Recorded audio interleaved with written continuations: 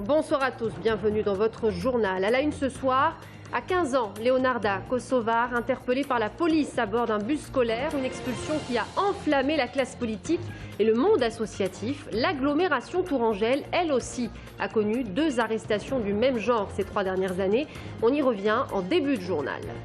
Le désespoir chez Michelin, la direction a choisi ce matin d'interrompre les négociations suite au débordement ces derniers jours. Nous sommes allés à la rencontre des salariés mis au pied du mur ce soir. Et puis la journée du refus de la misère. En Indre-et-Loire et en Loire-et-Cher, 12% de la population vit sous le seuil de pauvreté. Des chiffres qui inquiètent. Témoignage ce soir de ceux qui ont vu leur vie basculer. Bonsoir à tous. L'expulsion d'une collégienne kosovare de 15 ans interpellée par la police à bord d'un bus scolaire a soulevé un tollé dans la classe politique. Choc, colère, trahison. Manuel Valls divise à l'intérieur même de son propre camp. Dans l'agglomération tourangelle, 2 arrestations du même genre se sont produites ces 3 dernières années. Selon Réseau Éducation sans frontières, il y aurait actuellement 90 jeunes scolarisés sans papier. Brienne Bock. Vous vous souvenez peut-être de ce visage, Arutian, un jeune arménien de 19 ans. En décembre 2011, en se rendant au lycée Baillet, il fut arrêté par la police pour être expulsé. Transféré dans un centre de détention, le juge des libertés considéra l'arrestation comme illégale. Aujourd'hui, Arutian est revenu et vit toujours à Tours. Des cas comme celui-ci, Chantal Beauchamp les connaît bien. Membre d'une association d'aide aux sans-papiers, elle classe minutieusement chez elle chaque dossier de demande de régularisation. Tout ce qui est là, à partir de là, c'est... Alors oui, il y en a qui ne sont pas très épais, parce que voilà, mais il y en a, ça fait un bon petit paquet quand même. C'est tout ce qui est en cours. Selon l'association Réseau Éducation sans frontières, 29 familles et près de 90 jeunes sans-papiers scolarisés dans l'agglomération tourangelle sont expulsables. La crainte de l'association de voir des arrestations pour expulsion aux abords des établissements scolaires est permanente. La seule parade, cacher ses enfants. C'est arrivé quand même au printemps dernier, sur un collège de l'agglomération. On a pensé que le danger était suffisamment grand pour mettre à l'abri pendant quelques jours les enfants, jusqu'à ce qu'on obtienne quelques assurances, entre guillemets, qui ne sont jamais définitives, que la préfecture se calmerait. Si les arrestations sont réalisées dans le cadre du droit administratif, les membres de l'association dénoncent la méthode. C'est une politique nationale et ce qui est particulièrement choquant, c'est que ça bafoue les droits de l'homme, ça bafoue la Convention internationale des droits de l'enfant. Ces 2 dernières années, dans l'agglomération tourangelle, un autre jeune comme Arutian fut arrêté. Ce qui porte à 2 le nombre d'arrestations récentes pour expulsion d'élèves sans papier.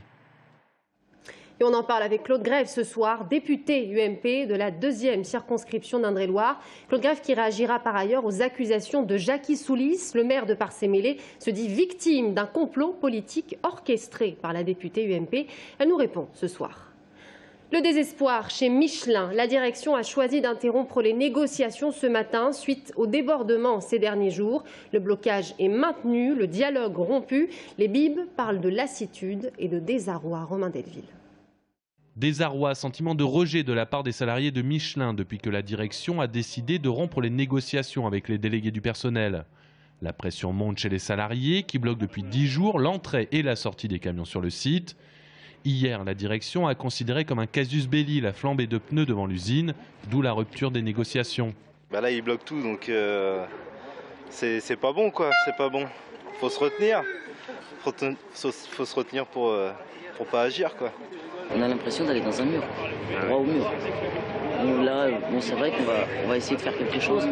Je suis pas sûr que la direction accepte. Tout ce qu'ils veulent, c'est que les camions rentrent. Si on laisse rentrer les camions, on est foutu, quoi. Alors là, les camions rentrent pas. Là, on fait preuve de bonne volonté. On va dégager tout ce qu'on a fait hier. Là, on nettoie, on arrête les feux, on range les pneus. Ceux qui sont pour les mesures qu'on vient de présenter, lèvent la main. Des salariés au bord de la crise de nerfs qui évoquent maintenant le blocage de l'autoroute, de la gare, n'ont plus confiance dans une entreprise pour laquelle ils ont parfois laissé leur santé. Moi, de toute façon, je ne resterai pas chez Michelin. Je ne suis pas marié avec eux, donc même l'année prochaine, j'aurai 56 ans, donc 38 ans de maison. Je préfère m'en aller et puis tourner le dos à Michelin complètement.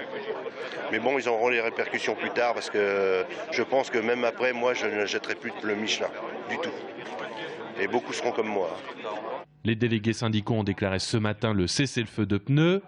La direction rappelle les avancées significatives des derniers jours et n'entend pas retourner à la table des négociations tant que l'usine tourne au ralenti.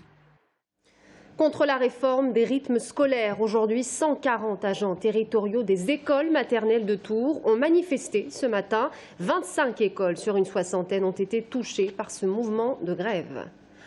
Attention à la cueillette des champignons. La France compte 660 intoxications depuis le 1er juillet, 26 en région centre. C'est d'ailleurs l'une des régions les plus concernées, dont 14 la semaine dernière. Les autorités de santé appellent à la plus grande prudence et rappellent évidemment qu'il ne faut jamais consommer de champignons en cas de doute sur leur identification. 285 millions d'euros, c'est ce que la région va investir en 2014. Priorité à l'emploi, l'innovation et les solidarités. Aujourd'hui, le Conseil régional se réunissait pour discuter de ses orientations budgétaires. À Orléans, Agnès Michaud.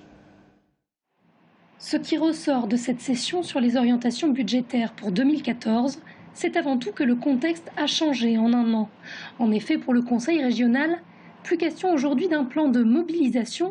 Avec ce rebond de 0,5% au deuxième trimestre 2013, il faut à présent soutenir la relance de l'activité économique.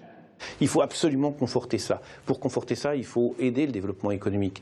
C'est aider les entreprises à aller à l'international. C'est faire en sorte que les salariés soient bien qualifiés pour monter dans le train de l'emploi. C'est faire en sorte que nos jeunes aillent le plus loin possible vers les bons diplômes, ceux qui permettent d'occuper les emplois d'aujourd'hui et de demain. C'est permettre ces mutations. Les nouveaux emplois, ce n'est pas les emplois d'hier. C'est des emplois qui sont beaucoup plus attentifs aux problèmes de l'énergie, aux problèmes de l'environnement, aux problèmes du développement durable. Nous allons faire cela.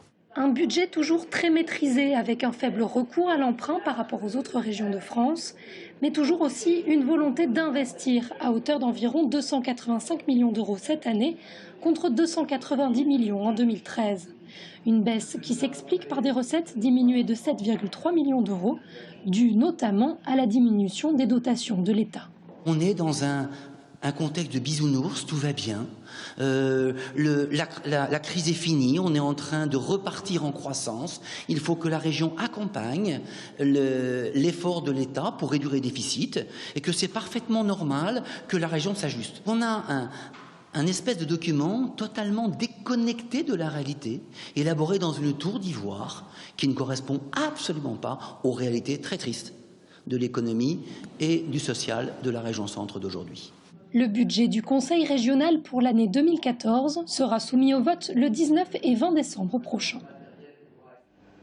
Une journée dédiée à la lutte contre la misère. Aujourd'hui en France, 8,7 millions de personnes survivent avec moins de 977 € par mois. En Indre-et-Loire, regardez ces chiffres. Ce sont 70 271 personnes, près de 40 000 en Loire-et-Cher. C'est près de 12% de la population pour chacun des deux départements qui vivent sous le seuil de pauvreté. Et si l'on regarde ces chiffres de plus près, eh bien les familles monoparentales sont les plus exposées. Viennent ensuite les couples avec 3 enfants ou plus et les personnes vivant seules. Mais au-delà du manque d'argent, la pauvreté est un facteur de discrimination et d'exclusion sociale. Aurélie Renaud. Véronique a grandi à la DAS, puis en famille d'accueil. Jeune femme, son mari de l'époque l'envoie sur le trottoir. Au total, 5 ans de prostitution et des années de misère. Dans son livre « Si je viens vers toi », elle exorcise le passé et les années de discrimination dont elle a été victime. Une main tendue, c'est tout simplement déjà savoir la force d'aller dire. Ça est faux. D'aller dire aux gens qu'on va pas bien et qu'on a faim. C'est faut aller le dire. On ne peut pas rester dans cette détresse. Donc il faut avoir le courage et de dire. C'est pas grave. Tout le monde, ça peut arriver à tout le monde. Une main tendue, ça peut être une association. C'est pas que l'argent. C'est de respecter la personne qui est en face de soi. Si de nombreuses associations apportent d'abord une aide alimentaire d'urgence et un soutien financier aux plus démunis, elles travaillent aujourd'hui sur la lutte contre l'isolement et les discriminations.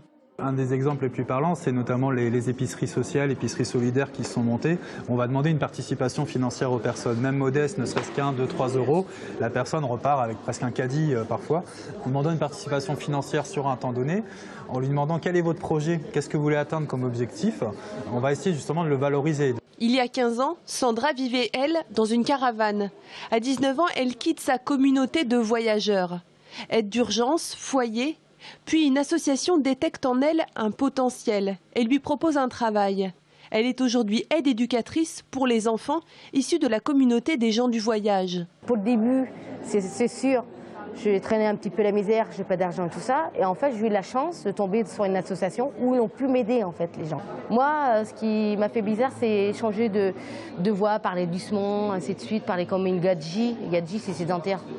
Je reste la voyageuse HLM, mais bon, je reste quand même voyageuse. Sandra, Véronique et les dizaines d'associations qui luttent contre la pauvreté et les préjugés organisent dès ce soir une soupe populaire. Elle sera servie à l'espace Jacques Villeray à 21h30 pour lutter ensemble contre la misère. En sport, le Tour FC part affronter Bastia demain soir pour la 11e journée de Ligue 2. Leur adversaire Bastia reste sur une défaite 6-1 face à 3.